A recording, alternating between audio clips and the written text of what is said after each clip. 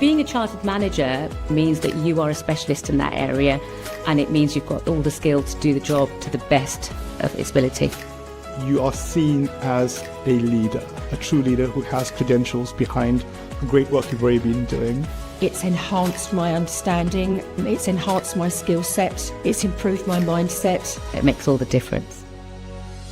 This session is recorded and will be available on the CMI website and YouTube channel.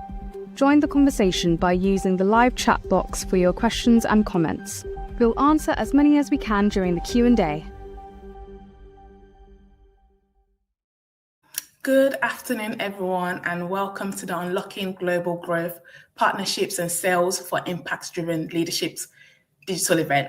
My name is Mary Bolawale, and I am an event delivery coordinator at CMI. Don't forget to join the conversation by using the live chat box, and feel free to ask any questions you have for the speakers, and we'll answer as many as possible during the Q&A session. I'll now hand over to Will Cass, the event lead of CMI West Midlands and North West Region Board, to begin today's event. Thank you very much, Mary, and a very good morning, good afternoon, or good evening to all of you joining us today, and a particular warm welcome to those of you in the West Mids Northwest region. My name's Will Cass. I'm a Chartered Companion with the Chartered Management Institute and a regional board member for the West Midlands and Northwest region.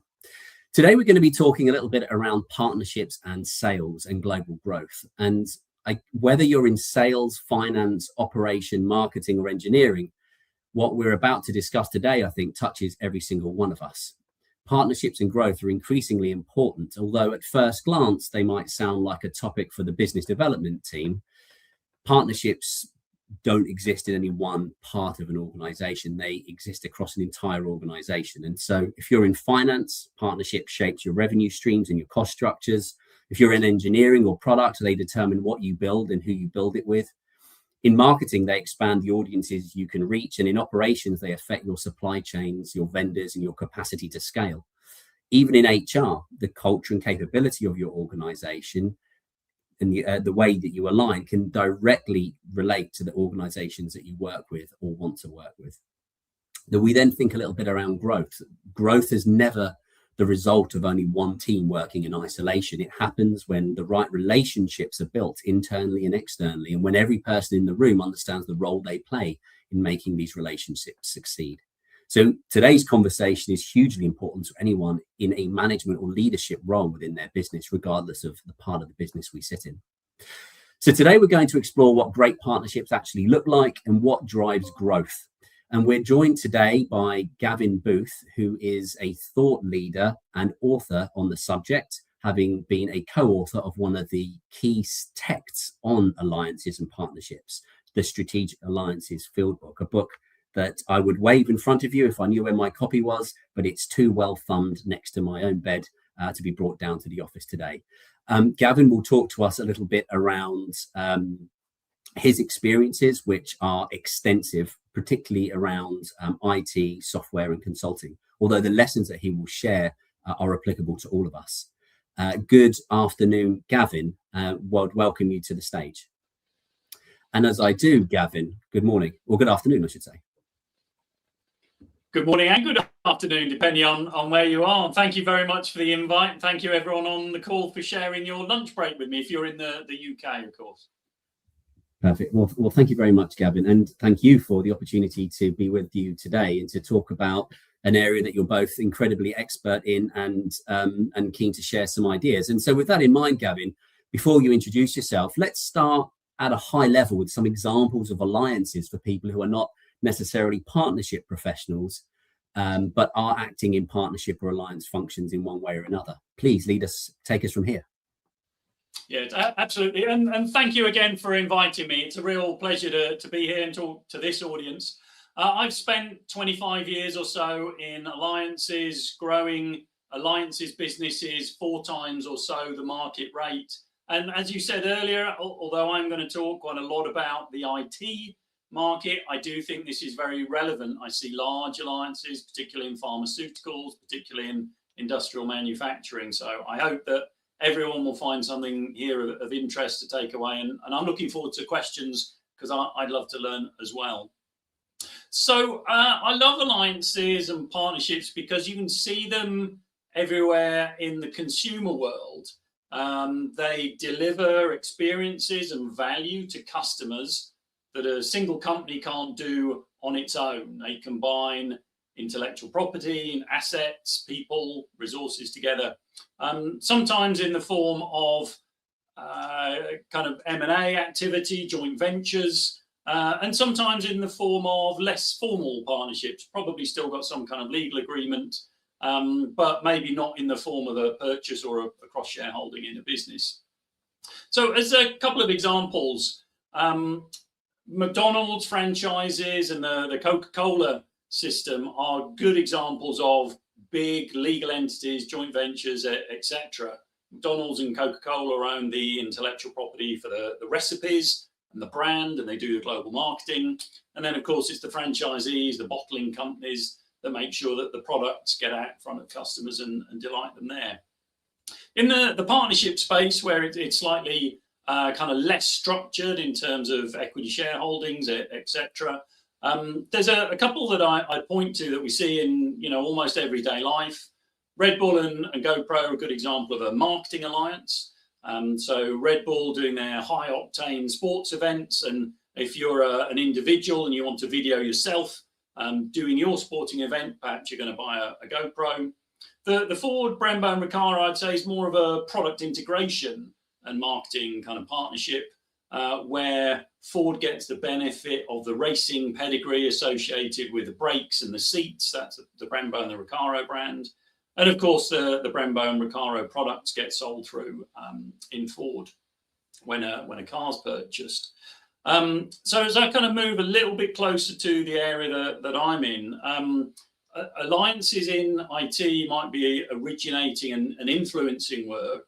And I distinguish that from channel business, which is reselling. And for example, there's a couple of big technology companies. You may have heard of Cisco. I'm sure you've heard of Microsoft. Roughly 95% of their revenue is sold through other companies. So that's one reseller or channel company providing the products of those big technology companies out to their customers. That makes a lot of sense, Gavin. And as we go through, I'd like to just remind the audience that as we go through today's conversation, if there are any questions that you have for Gavin as you go along, please do put them in the chat box. And at the end of today's session, we'll do our best to answer them all at the end. So with that in mind, Gavin, thank you so much. I think those are good general examples to get us started, and it certainly helps defining alliances and channels. I think they can be very often used interchangeably. So I can see how alliances are fairly ubiquitous when you think in these broad terms, but perhaps you can start to talk us through the specific area that you work in. Yeah, absolutely. And maybe this also is kind of by way of an introduction to the audience to my background. So 25 years or so of my career has been in alliances. Now, the business card didn't always have the word alliances or partnerships in it, but in practically every case, the result that my customers needed included more than just the company that I was working in. So, I was looking for third-party companies that could help in terms of those assets and experiences for my customers. So I started off in telecoms, where the network service providers own the cables and run the cables, and hardware manufacturers like Cisco, Nortel might provide the equipment so the company can provide internet services, for example. In one example in that space, I had a banking client who was under some UK regulations to back up their data centers. They had to be a certain distance apart. And I pulled together the consortium of cable providers, service providers, and hardware companies to make sure that that bank could hit that regulation for moving data between two different sites. I spent a while in the consulting business. So consulting, typically they're providing the business strategy, operating model for their customers, as well as technology implementations there. So as an example of some experience in that space, I was part of a consulting practice. I was leading the piece of work about doing process design and also working with a technology company to provide workflow tools to put that new process in so the clients could manage it. And now I'm working in a technology company that provides cloud and AI products. And again, still working with the consulting firms. The operating model and the process work that's needed to embed those products is very important. So again, collectively working on behalf of a client, the technology products and the consulting implementation skills is really important there. Now, I wrote a book, the book that you generously mentioned, Will, and that was while I was at a consulting firm. And after 6 months or so of being in the technology company, I reread it, and I changed just a single sentence before it was published. So it turns out that regardless of whether you're working for a consulting firm or a technology firm, the successful motions together to build joint businesses look very, very similar. Now, I'm going to go on and give just a little bit of context in the market, which I hope is helpful. So Omdia provides some supermarket research in this space, and you can see on the slide in front of you, their assessment of the size of the IT marketplace was $5.3 trillion last year with a 7% growth. Omdia believes that 96% of that is heavily influenced by partners. They call it partner assist, and fully 70% of it, 70% of it, is sold through resellers. So that's one company in the market providing the products of a different company to its end customers.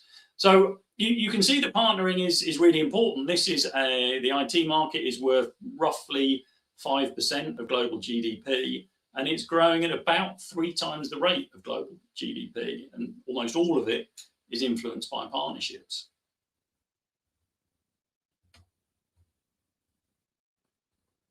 Perfect. Thank you, Gavin. Well, that gives me some great context. I often struggle with these huge numbers. 5.3 trillion market size it's clear to see why companies are fighting to get this largest slice they can, and clearly no company can do it all on their own. So partnering for growth seems, as you're proposing, a very common approach to going to market. For those of us who are not necessarily in this particular area, can you give us some specific examples of growth, please? Yes, for sure. I've picked a couple of public domain examples here, which hopefully are kind of companies and markets that are fairly recognizable, and some easy to use quotes. So the first one that I've got here is that the IBM CEO was asked about their partnerships. This was 2022. And he said that they've got $1 billion backlog with Microsoft and more with AWS. So what that means is they've got $1 billion of orders. And that was 3 or 4 years ago. The second one is Accenture, big consulting company. TBR said in 2023 that fully half of their revenue, which at the time was roughly $32 billion, half of their revenue was related to just 10 of their alliances. The third example is EY, the global consulting audit company. Greg Sarafin, who's their leader of their global alliance function, in 2024 said that 40% of their total growth over a 6-year period was related to alliances, and that equated to around $10 billion.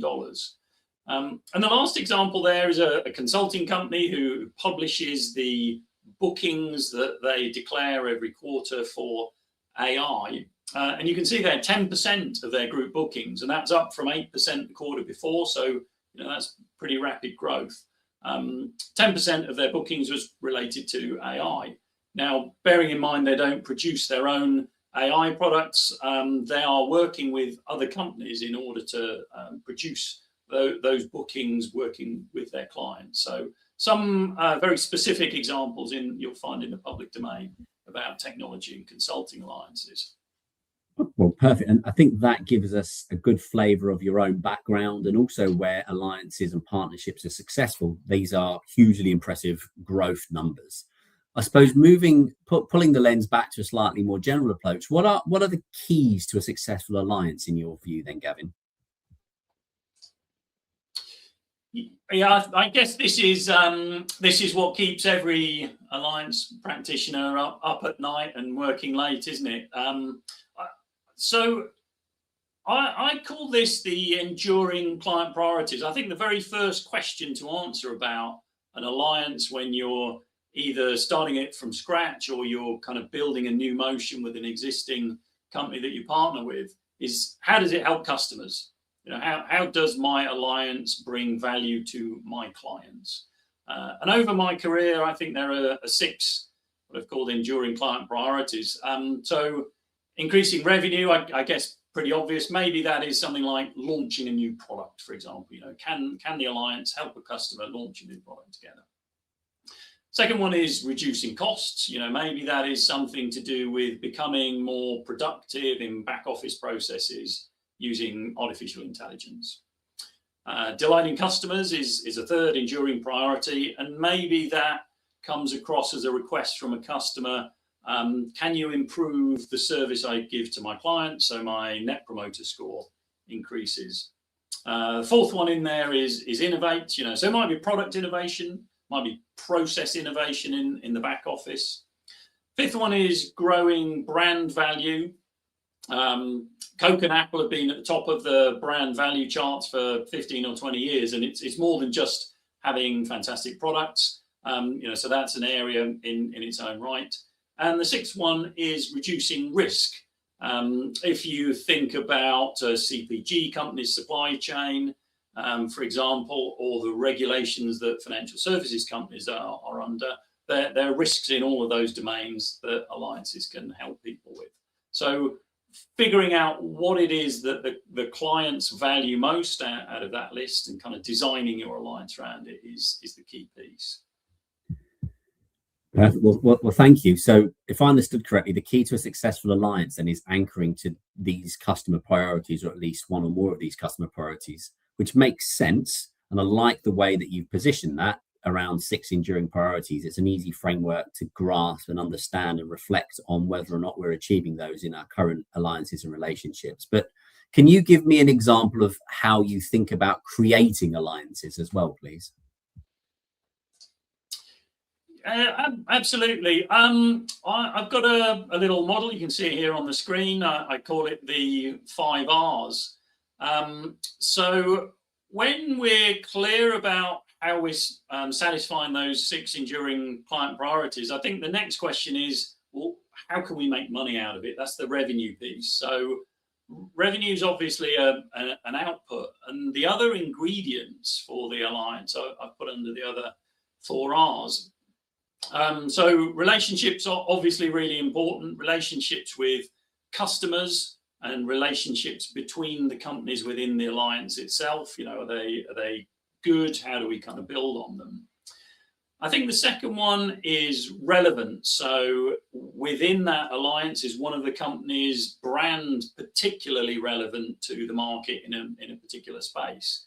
Do they have domain experience in, you know, I use the example of regulation in financial services. They have the right domain experience to make them relevant to clients, and some kind of market incumbency. You know, they already got customers, etc. You can obviously build an alliance without any customers. You know, kind of grow something completely new in a completely new area, but it's obviously going to run an awful lot faster if it's an adjacent offering around something that customers are already purchasing. You know, and therefore you're kind of growing from that perspective. Resources is another one. So in terms of what do the companies bring to that alliance, what kind of investments can they make for intellectual property, assets, people, the geographic coverage of where their people are based. You know, if you want a global growth, for example, the topic of this, then of course they need to be global companies, or at least with the ability to access markets all around the world. And I think the last one, but possibly the most important, is repeatability. So what that's really saying is, have you got that build once, sell many opportunity in the marketplace? I mean, a single blockbuster deal is super important, obviously, but I'd argue you don't need a kind of alliances structure to do that. Alliances are really about being able to provide kind of repeatable services to multiple customers, and that's how you can scale. So hopefully that helps a bit in that regard, Will. It does, and I suppose to put it in my own, to sort of internalize it myself, as a father of 3 young children, I've recently baked a 2-year-old's birthday cake. Now, this isn't a pink unicorn cake, I accept that, but if the enduring client priorities is the cake and the 5 R's is the ingredients, I suspect we now need the rules or the blueprint to be able to bake it. So can you talk us through whether an alliance's life cycle and maybe a blueprint for how we metaphorically bake the cake? Absolutely, and I'm starting to feel hungry just thinking about it. I'd love to try some of your unicorn cake one day. So the book that I mentioned talks a lot about this. You could call this the kind of the recipe. You put some ingredients and you mix them the right way, as with your birthday cake. And so I think there are 6 phases in here when the value to the client is clear and the ingredients of the 5 R's are there. How do you mix it together, to use your cake analogy? So this is a 6-step kind of sequence, a life cycle, which I've seen in some way pretty much all of the alliances that I've been part of. And so I'm going to try and use a little example just to explain how it works. So I was in a consulting firm with a strong risk practice in financial services. Clients have an enduring priority to reduce risk and reduce the costs of meeting regulatory standards. We had a hypothesis that advanced machine learning would help with the regulations around residential mortgages. And so we took the idea to some clients, and one agreed to do a pilot. So that's kind of the first step. That's validation, where we've been able to test an idea, and yes, it's relevant to clients. We then started to design the team of regulatory experts, data science people, project managers, etc., that would be able to deliver that proposition, which is the second step, design. Third one I've called enable. So that is really about talking to the selling groups, the account teams, the delivery teams, and being able to describe, well, this is the offering, this is the kind of clients that will be interested. And then, of course, you move into originate, which is the 4th step. So in this stage, you're running marketing campaigns, you're going out and talking to customers, you're kind of building pipeline and you're selling and hopefully winning work and winning projects. And then finally, you've got delivery. So, of course, once you've won something, you've got to do a super job of making sure the client is getting the value out of that, because that's where your case studies and your credentials for carrying on scaling, doing the repeatability that I talked about earlier, that's where that comes from. And then, of course, you're learning as you go. So the 6th step, it's not really, it doesn't really end there. It's kind of cyclical, so it goes back to the beginning again. As you go through the cycle, you're obviously learning and you're improving as you go. That makes sense. And that continuous improvement, I think, speaks to one of the thoughts that you brought up in your book, which is around the agile alliance, I assume, which is around how we need to be fairly agile with the way we approach these questions and these topics. So thank you for that. This method is pretty clear for me when you use the examples that you have. And I know we're only looking at it from a very high level. But let's take this forward then. So you said that the purpose of an alliance is typically revenue, and today's conversation is really the topic of growth. So can you talk us through how the revenue starts to flow in an alliance, please? Yes, let me bring you another little picture here. So this little Rubik's Cube, I call it a go-to-market matrix. And so one of the pieces of advice I give fairly regularly is don't do everything for everyone. Don't attempt to do everything all at once. There's just too much to cover. It's kind of hard to differentiate in front of the market. You can't cover back to that the 5.3 trillion. You can't do 5.3 trillion all at once. It's attractive because it's a big number, it's a big marketplace, etc. But my experience has been that it's much faster to isolate a relatively narrow space, go fast in that and then expand, gives you focus.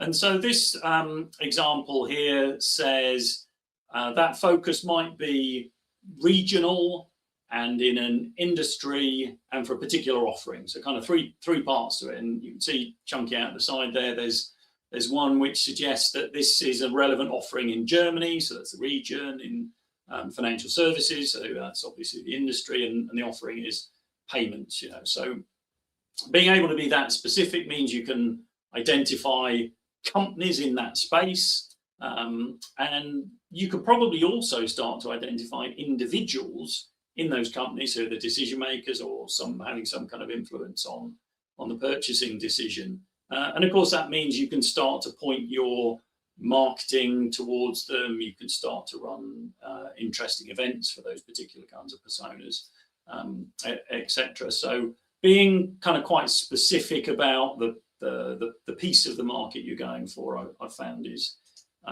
very, very relevant.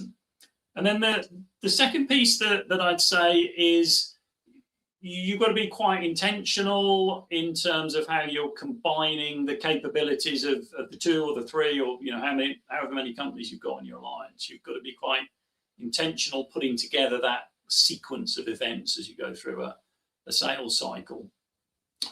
So I call this the client value playbook. And so one way to think about this is each one of those little grey activities there might increase your win chance by a couple of %. Now, I'm not suggesting that you try and cram all 20 or so of these things into one sales cycle, but I have found that being kind of carefully planning pursuits and being able to say these are the activities that we're going to do for this offering is very helpful. So quick example, I was part of an initiative for the luxury goods industry. We built a joint solution. We created a library of client demos, which we showed to customers at a round table. Some of them wished to move forwards. We proposed a kind of joint proposal with executive support.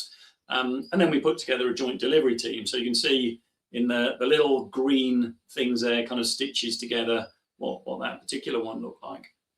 So that playbook in that particular market created a couple of million in pipeline in a market we assessed at roughly $100 million. But of course, if it was something different, you might string together those things slightly differently. Okay, that makes sense. Thank you. And as we go through this, a quick shout out to those of you joining us live today. If there are any questions or points as Gavin continues through his talk, please feel free to drop those comments and questions in the live chat, and we'll be picking those up and asking them to Gavin at the end of the session. Thank you so much.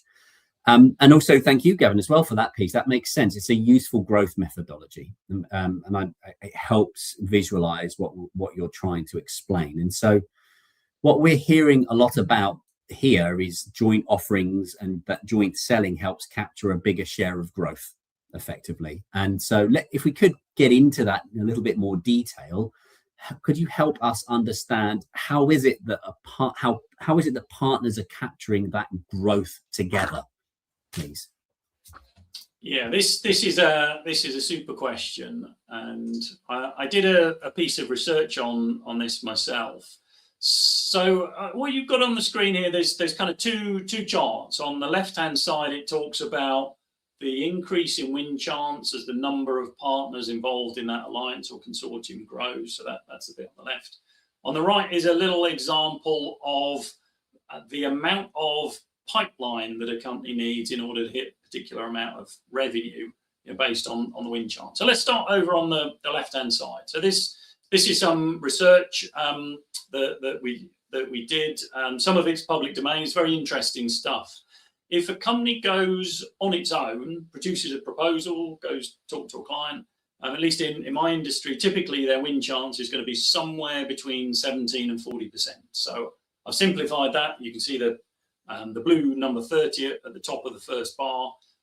So single company probably got a win chance of about 30%. Where there are two companies, so this is where you're getting into the alliance space. that win chance has probably risen to 50%. If there are 3 partners involved in putting together that solution, going to talk to the client together, that win chance on average might rise to as much as 60%. In fact, there's a couple of public domain examples where companies will say when they've got 3 companies in their proposal that their win rate goes as high as 83%, which is quite extraordinary. So that's the growth piece. Working together, these companies are capturing market share at a much higher rate than the average in their competitors. And then kind of going to the piece on the right-hand side. So what you can see there is that by the time a company gets to an 80% win chance, they only need a third as much pipeline to get the same amount of revenue. Now, that gives you kind of 2 choices, if you like. It may be that you can take that effort and the business development investment cost that you've saved and kind of bank that as a saving or spend it on something else.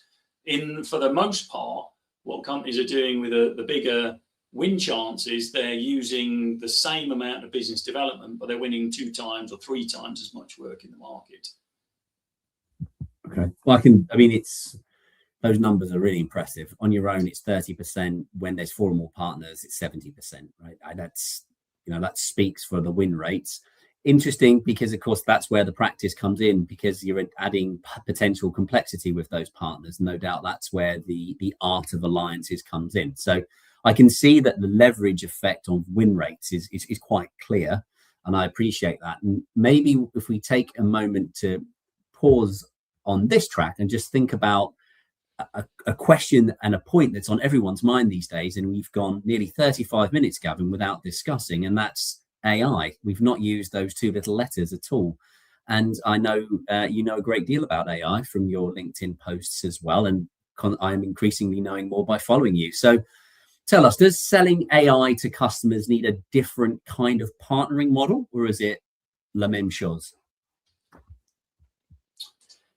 So I think my very short answer would be no, it doesn't need a different model. In fact, AI is a really good example, I think, of a technology that particularly needs partnerships.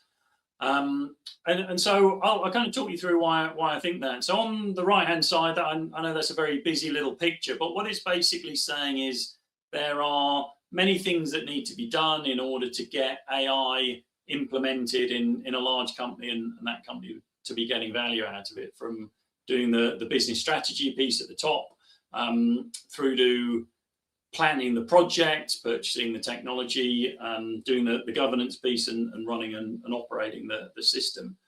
And so when you kind of think about how do companies achieve that for their clients, you've still got to think about the 6 enduring client priorities. What value does the client get out of it? You've still got to think about your revenue and the other 4 R's in terms of the ingredients. How do you mix it together? Going through that validate stage, doing the origination, doing the delivery. So all of that, very true. And I think particularly for AI, what's really important here, and you'll hear this and you'll read it in various reports.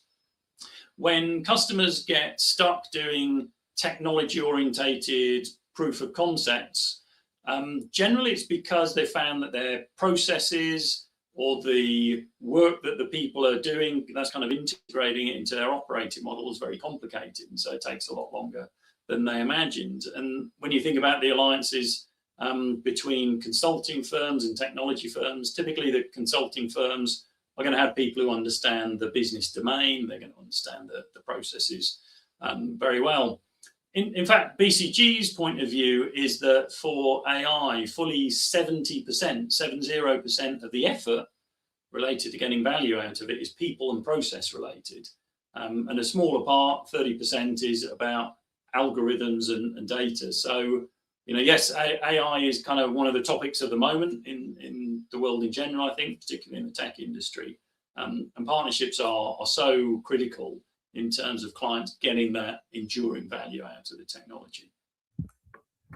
Oh, well, thank you. I can see how the alliance between a technology company providing the AI systems and then the consulting company working out how people will use it and embed it into their processes are essential. And there's some key lessons there for us to apply regardless of what industry or role we're playing in as managers and leaders in general.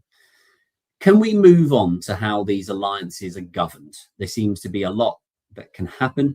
From what you've explained, it's a very complex and probably often misunderstood space that many people are told to go and do alliances or be in partnerships, but few of us maybe understand how to govern those relationships. So given the value of the alliances that you're talking about and the kind of investments that are being made, could you talk us through a little bit around how governance happens in these contexts, please? Absolutely. So let's jump back to the blueprint I talked about earlier. So you remember the 6 steps in there. And I think you're absolutely right, Will, and you know this firsthand. It's a busy space. You can see on that picture, there's lots and lots of stuff going on. So from a governance perspective, the pieces that are outlined in blue, there's basically 10 of them. The research that I've done suggests that those are the most important things to be done. They're very highly correlated with the success of an alliance in terms of its growth. And so what I tend to do is look really carefully at the operation of an alliance and understand, are those 10 things present? How can we improve them? And that 10, in my view, that is the best way of doing the governance. You've obviously got the kind of formal governance piece, which is having an exec sponsor doing a regular business review.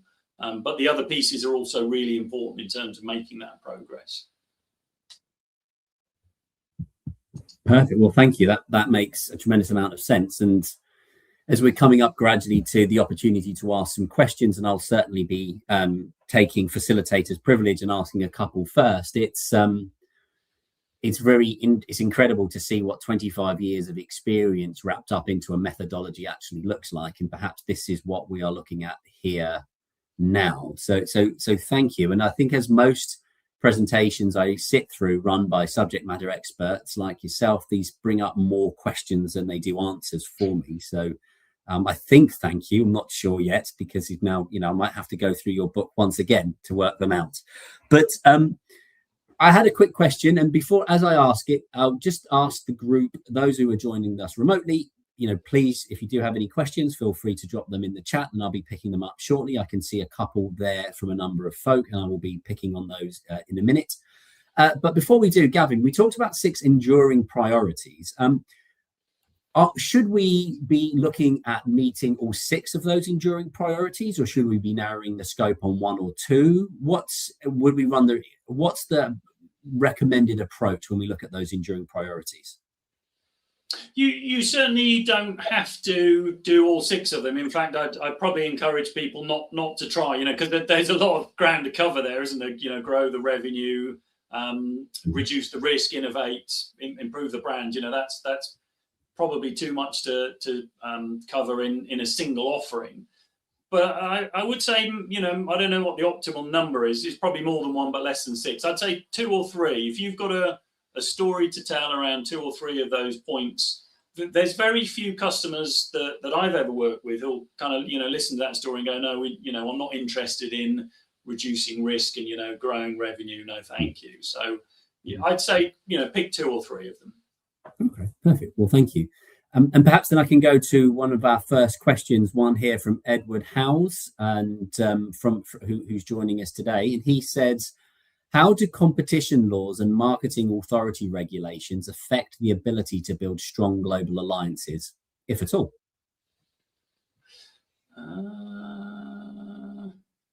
Let me have a think about this one. Thank you for the question. There's obviously regulated industries that do have a kind of fairly material effect on how alliances. I'll give you a little example. In the government sector in the UK, there's a very kind of specific sequence of publishing requests for information, publishing requests for proposals, and then the framework contracts that are permissible for those government entities to buy from a kind of pre-selected number of suppliers for. So that would be one example. Perfect. Well, thank you, Gavin. I appreciate that. That helps understand a little bit more there as well. Next, we have a question from Alliance Best Practice. What's the difference between alliance and partnerships? Does it matter what they are called? Thanks for the question, Mike. This is the kind of question I'd normally go to Mike for. So if you ask me, I don't know if there's a kind of dictionary that everyone agrees to in the industry. But I would have said that partnerships is a fairly kind of broad word which encompasses alliances. Partnerships might mean resellers, and alliances might mean a company that isn't necessarily doing resale. So those two different categories underneath the banner of partnerships in general, that would be the way that I'd try and answer the question. I'm conscious of the fact that my job title has the word partnership and alliance in it, and I don't think the man who gave me the job title had thought about what either of those words meant. What they said was, could you go and work with other people, please? I don't, and so actually it's often incumbent upon us to define terms within our own context, maybe. Well, thank you very much for that. That makes sense. I suppose then a quick question from myself here. I have two more questions here, and we again reach out to anyone who wants to ask any questions. Feel free to drop your questions in the conversation chat box, and we'll get to those as soon as we can. A lot was being made earlier, Gavin, around client value as well. And I wonder, is it a two-step process to getting into an alliance? So do we need to demonstrate partner value beyond revenue opportunity to be able to make the client case? Are they two separate cases, or do we just focus on client value? Well, I think the value to a partner kind of flows from the value to a customer. Ultimately, if no customers are interested in what the alliance is offering, then there's no revenue, and you can't cover payroll, and there's no justification for having a team or an exec sponsor or any of that kind of stuff. So if we said that kind of client related sales revenue, a flow of income from the market is the most important thing, then what kind of flows from that for the value to the partner might be, let's take a couple of examples. Maybe it's international expansion, for example. The topic of this is global growth. I've been part of a number of alliances, and they might have said something like, we're doing a fantastic job together in Spain. We'd really like to get into Germany and the UK. Our alliance partner, you're big in Germany, we're not big in Germany, help us with that expansion piece. So it could be international expansion, could be some, this is back to the 6 enduring client priorities. It could be brand value, being associated with a particular company or a particular market. Maybe that creates a brand glow all of its own, which helps you sell into the market so you're already in. So I'd say there's a downstream effect for the partners, but only once or only if it's kind of obvious that the market is interested in the solution. Understand. So market fit first, and then we work backwards to the partner value. Okay.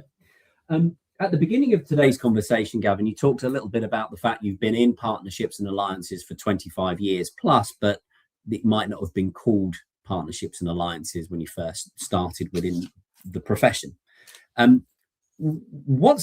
If those who are joining us on the call today, we will have many seasoned and experienced professionals. We may very well have some folk who are on apprenticeship programs as well and new to the world of work. If they are interested in becoming an alliance manager, an alliance professional, where would somebody start to get into that career path? Well, there are several professional associations you can join. In fact, Mike, who asked a question earlier, has got a membership offering. So you would go to organisations or companies like that can kind of help you in terms of the insight. There are some formal accreditations you can get. So that's certainly one way of doing it.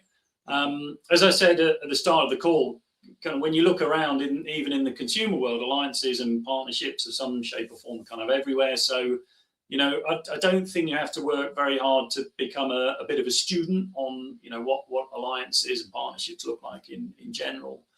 And then the third one, I guess, would be, and I'll kind of use an example of myself. I was an account manager 20 or so years ago. So there wasn't a formal expectation that I'd be doing any alliances things, but I knew that my customers needed companies to team together. So, depending on what kinds of roles people are in, you may have an opportunity to say, I'm not in an alliances role, but I understand the value to the market and my customers of kind of bringing other people in, creating little consortiums, informal or formal. So those might be three different ways that you could start to kind of get involved in the alliances world.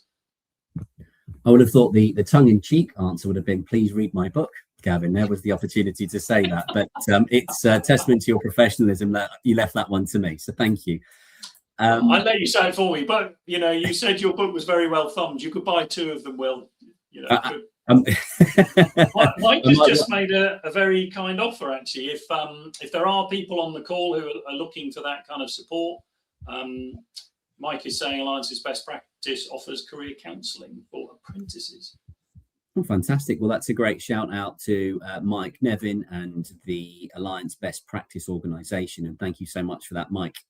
We have a question here from Carlos Pajeda, which is, what is the biggest challenge in your view, what you could face when starting a new partnership?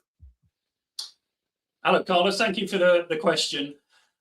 I guess it would be kind of, maybe it's going to be around those, what does it do for the client? And then particularly in terms of what I call the go-to-market matrix, that Rubik's Cube. So one of the kind of challenges I see people wrestling with most often is kind of, where do we start? That's a good way of putting it. Where do we start? It's a big marketplace.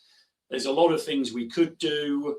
What are the things that we should do? So being able to be really crisp and clear about the starting position and then the expansion strategy, I would say the biggest challenges. And if you're facing those kind of challenges, Carlos, I hope that some of the things that I talked about this afternoon help a little bit.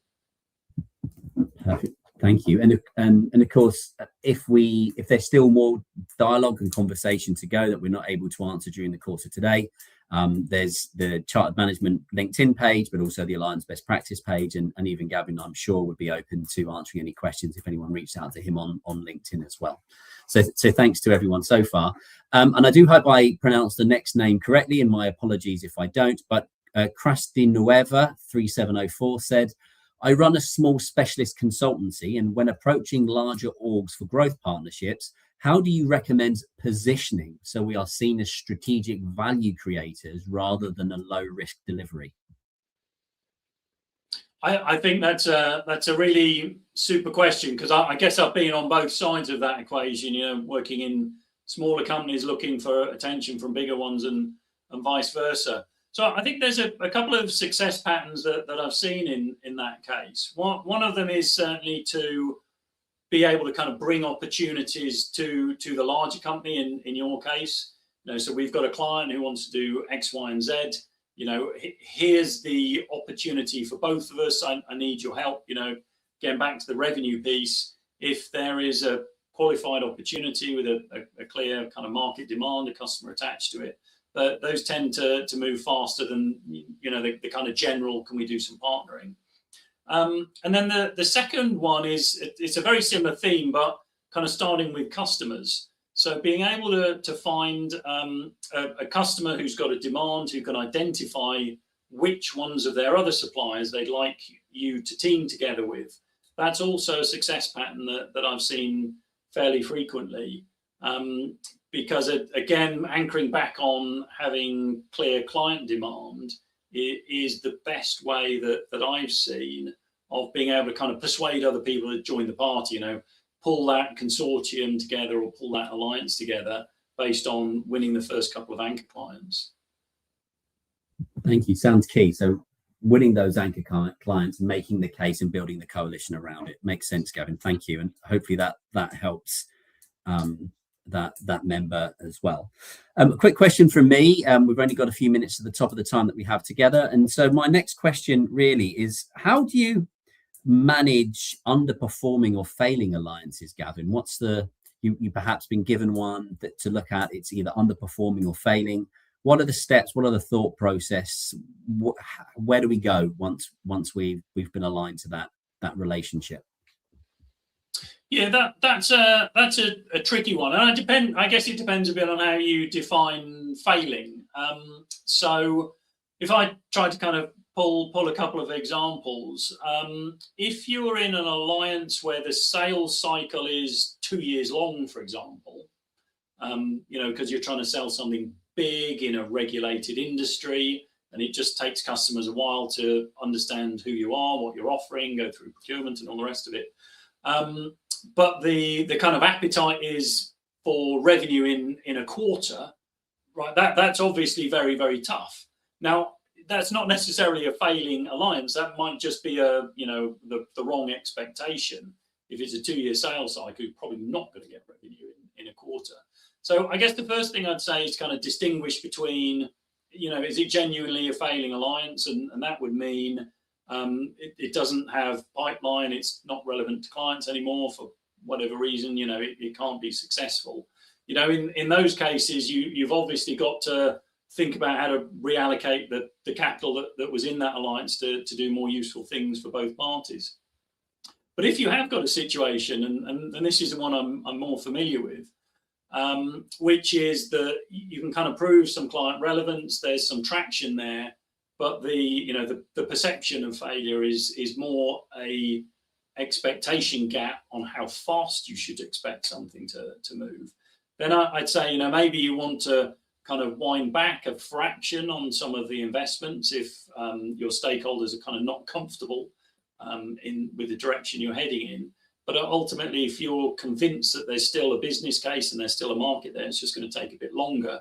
You've just got to recalibrate and keep going until you get to the point. Maybe you do get to the point where you say, it can't work. Understood. Okay, thank you, Gavin. I guess final question for me and last opportunity for anyone else to ask any questions, as we're just coming up to the top of the time that we have together. So if anyone does have a last question for Gavin, now's a great time to think about asking it, and we will look at the chat shortly. Earlier, we talked about the 5 R's. We talked about relevance, relationships, resource, and repeatability, and that those 4 lead to revenue. In your experience, thinking about relevance, thinking about relationships, thinking about resources, and thinking about repeatability, are any of these harder to achieve or build out in an alliance than any of the others? And if so, what is it and why? I guess I would pick repeatability. Because in the kind of the space that I've worked in, generally speaking, they're quite big companies. They've got a lot of customers. They're present in a lot of markets. They've got a lot of products and services and all the rest of it. And so that repeatability thing in the space that I'm in, anyway, my experience, I think is probably the most important. Because we can do everything for everyone. As I said earlier, it's quite hard to focus on that.